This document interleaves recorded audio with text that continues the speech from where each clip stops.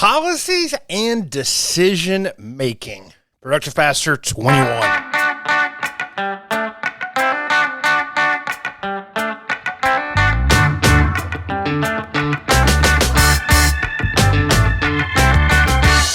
Productive Pastor folks, what's going on, y'all? It's Chad here. Hope your week's been going well. It's Thursday when you're hearing this. I hope things have been wrapping up well. You know, a lot of folks in ministry take Fridays off, Sabbath day, fun day. So, man, how's your last week of work going? It's been cool so far? Well, a few things to talk about before we jump into our final conversation on just like a decision-making matrix. This is what they are. Some stuff that I would love to see you in is to come into the Productive Pastor community and hang out with us on Facebook. That link's in the show notes, revchadbrooks.com/pp/021. That's where all the fun people are, y'all. I hope you come and hang out with us. Enjoy that there. Second thing is this, preaching through distractions. This is a course I've been developing on ADHD and preaching, and it starts meeting on September 30th. It's going to be $250. I was fingers crossed to have the link for you at the time of this recording, but I don't just yet. But I might be by the time you're hearing this. So keep your eyes on things in the community on Facebook and then the Productive Pastor emails. The second I get it, I'll make sure you know. I'll actually put it in the show notes. And so when I got it, I'm going to give it to you. Also, want you just to stick around for an announcement about Labor Day and a special deal I'm going to run at the end of this episode. But it's just kind of, that's the pre-work that we need to do to talk about things before we jump into it all. Because policy sounds super fun, doesn't it? You know, I don't know about you, but when I think about policies, all I'm thinking about is that movie Office Space and the memo about the TPS reports. In many ways, you could say that every single thing in Office Space happened because of a memo about a new policy. Now, even if you're just listening to this, if you're listening to this episode and you're like, you know what, I'm going to give Brooks like 30 seconds of a chance before we get into this, or I might just dip out of this because policy just does not sound that fun. I'm going to be honest with you. I'm not going to try to convince you here that policies can be fun. But they're necessary. Now, what I do want to try to convince you is that policies help make easier decisions. I do think it's important for us to move out of the negative space of policy and to see how a wider range of policy fits into the realm of decision making. Because remember, we're wrapping up this 3-part series. It's based off of a few practices that help us avoid decision fatigue, help us, move things through a pipeline in an easier and less stressful way. And the first episode was all about clarity. That was episode 19. When we know who we are and we know what we're called to do, we can measure our decisions against that. Is this something that's wildly outside of my character and who I am or who we are? Well, that helps a pretty easier no. Or, you might be in a more complicated situation where clarity can help you discern the right paths, the good paths, and the wrong paths. Something I heard from a leader during the early part of the coronavirus. And honestly, the C-19 thing is the decisions that had to happen quickly during then is what this whole 3-part series really was informed by. But something I learned from a leader was important. He said, I'm not trying to make the right decision. I'm just trying really hard to not make the wrong decision. So that's what clarity provides for us. Episode 20, last episode, was all about strategy. And this is how we know how we do things and what are the things that we do well. What are the things that you don't do well or we as the organizational we don't do well. And so when a decision comes up in front of you that would mean being drastically outside of your how you do things, you can realize that, this might not be the best fit for us. It's about strategy and decision-making is about an intentional pathway for making decisions that are attached to a mission. And today we're finishing up a series with a conversation about policy and decisions. And remember, we're talking about policy from the perspective of helping with decision fatigue, building up safeguards for future decisions, keeping it between the lines, as well as talking about, what does it mean for more people to own the decision than just the pastor? This is where stuff can really change stuff. So let's jump into this. First, real quick, the not so fun side of policy, the gnarly bits. And I'm going to keep this to quick because nobody likes to talk about this. But if you've not heard the HR episode from a few episodes back, I think number 18 with my wife, Meredith, you need to. She's an HR professional, has worked at a Fortune 100 company in HR, now works for a company with thousands of global employees. She knows HR backwards and forwards. And one thing she talks about in that episode is the benefits of managing to policy rather than managing to the person. And that's real. Remember, decisions, that's what this is. I remember when I was working back on the road as an audio technician, and we bought a few big, huge industrial tubs. And this was 20 years ago. And we opened up the tubs, and these were massively heavy. We could fly these things places. And it was for all of our merchandise and that kind of stuff. And I remember opening up the lid and saw a big warning label and a sticker that just had an outline drawing of an infant inside the tub. It had the red circle and the cross through it. We all laughed really funny and said, there has to be a reason they had to put that sticker on there. The not so fun side of policy is when you learn about it the hard way and you have to make a policy afterwards. When something happens in ministry or your church or whatever, and you got to don't put the baby sticker inside the big, huge tub.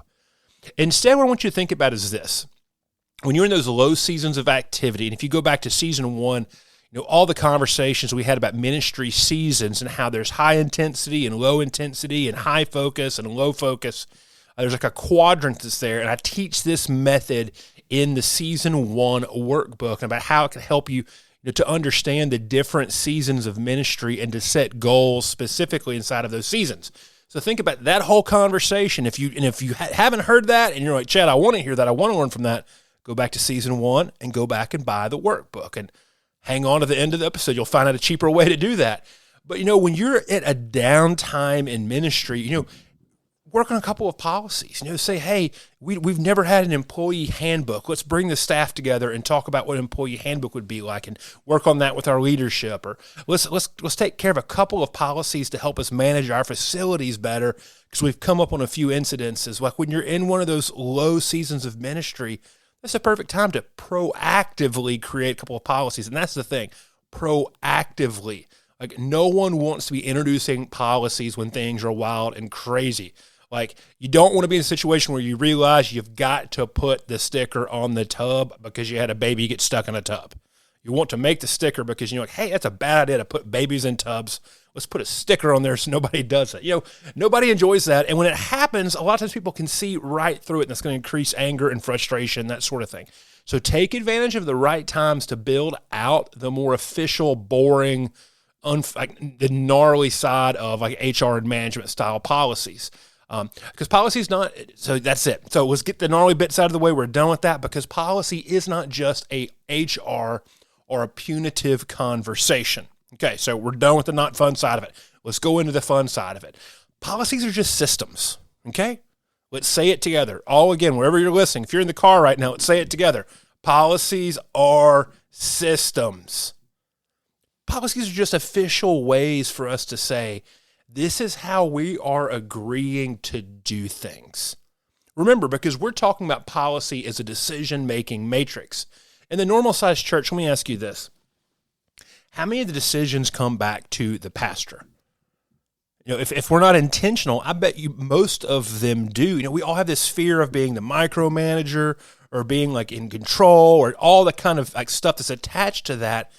But so many times decisions come back to the pastor. And the policies or the systems we have, and you know what? You might have some of them already. They already allow other folks to be empowered to make decisions. And the more your leadership grows in this understanding that we're going to create systems and policies that grow people's ownership of the church, the more decisions can be made by those who are empowered and authorized to make those decisions. So 3 quick steps to streamline decisions with and through policies. It's going to be a little bit shorter of an episode, but hey, nobody's ever complained about that before. Plus, we've been running along lately anyway. So first thing is this. Where are people already authorized? I got a phone call just today from somebody at one of my churches that I lead that was asking a question because they didn't know who was authorized to sign something. And I've learned, I think every small Methodist church learned during the coronavirus, especially the PPP loans, all that kind of stuff, that the head of trustees is authorized to do all sorts of things. People don't even know that. Look inside of your church's bylaws, or if you're in a denomination with a formal structure and rule structure, they're there. There are already like policies in place probably for the people in your leadership committee.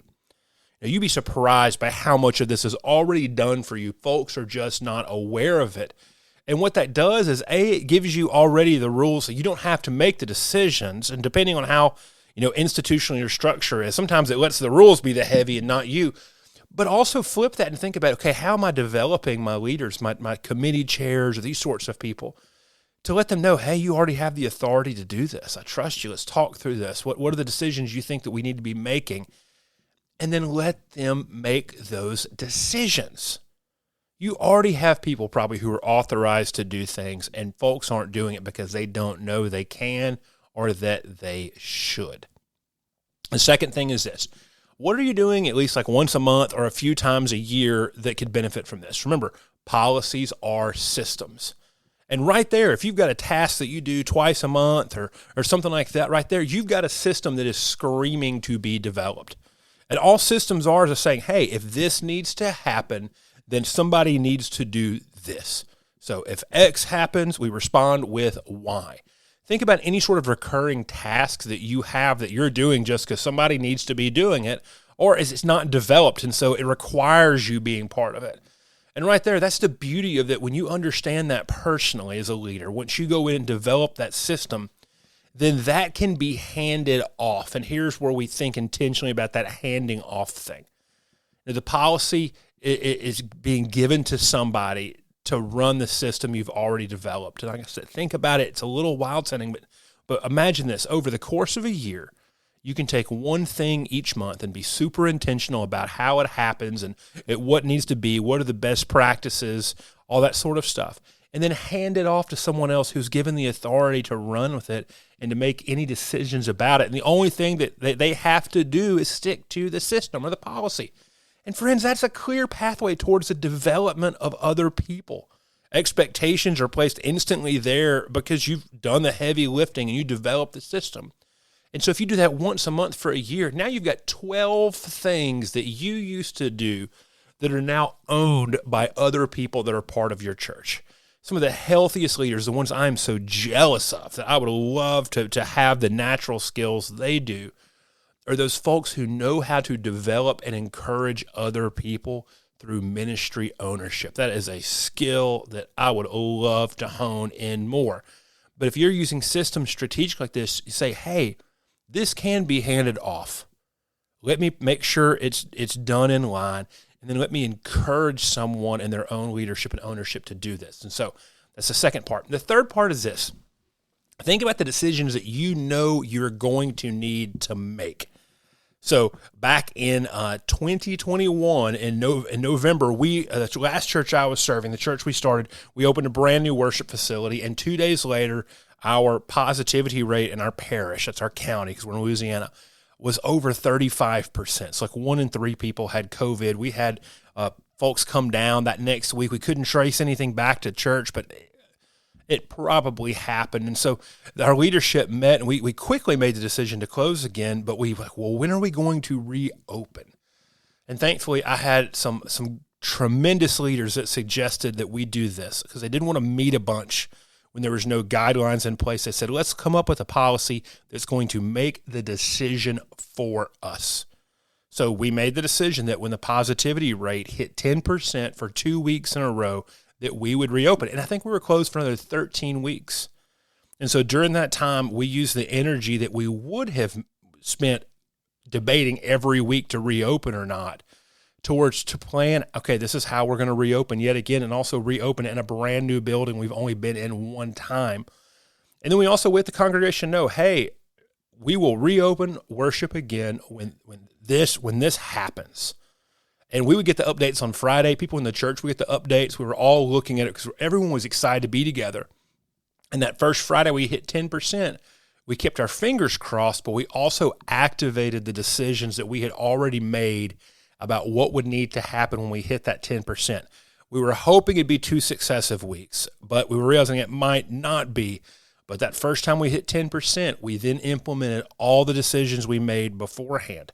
And And I'll tell you what's really funny. That next week, you remember that massive, huge ice storm in February of 2021 that shut down the entire South? That was the week we hit 2 10% in a row. We were frozen in for the entire week.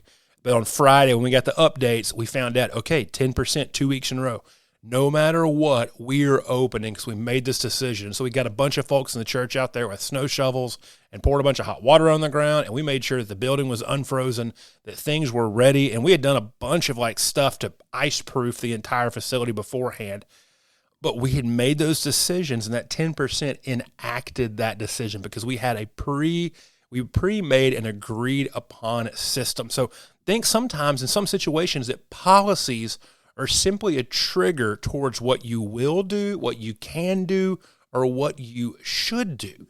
Friends, this eliminates just the anxiousness and the heavy lifting of so many decisions. So I hope that you have enjoyed this short 3-week series about decision making. What does decision making just matrix look like? So a couple things going on. Number one, we're going to start our Pandemic Pastor series next episode. I've got enough of those conversations recorded, and it's not so much to rehash the pandemic, but it's about learning from where other folks adapted and innovated and just kind of express the best of the way that everyone in this community just really likes to think. And so that's kicking off next week.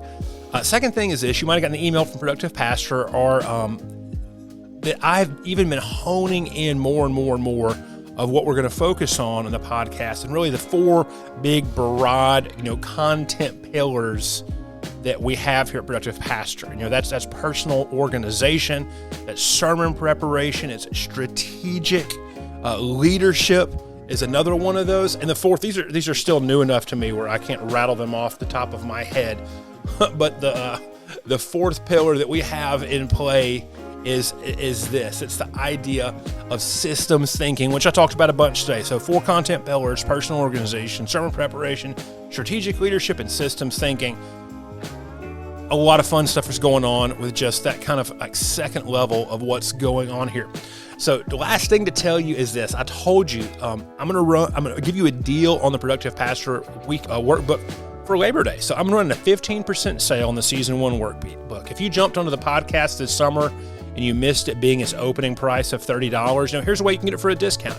I run sales Memorial Day and run sales on Labor Day. And if you're wanting to go deep and build out a personal productivity system, this workbook is just there for you, friends. It's 90 pages of content. There's tons of worksheets, and there's a learning module that's applied to every episode of the podcast. And then there's an even deeper video that goes into just the active systems that are part of this. So if you want to get this deal, it's only $50. You get 15% off. Use the code LABOR in all caps. The sale starts on Thursday, so if you're hearing this, it's on sale. Runs to Sunday at midnight. So remember the code LABOR, all in caps. Or you can just go through a link that's in the show notes. So if you don't have the workbook yet, you've been wanting the workbook, you can go grab it for 15% off this weekend. So friends, this place is awesome. And it's awesome because of you. The Productive Pastor is just one of the most valuable things I've had in my life now for pushing a decade. It's kind of crazy, and you're awesome, and you're a part of it. So I'm excited to just kind of jump in even deeper, and I will see you back in the next episode as we start talking about the Pandemic Pastor.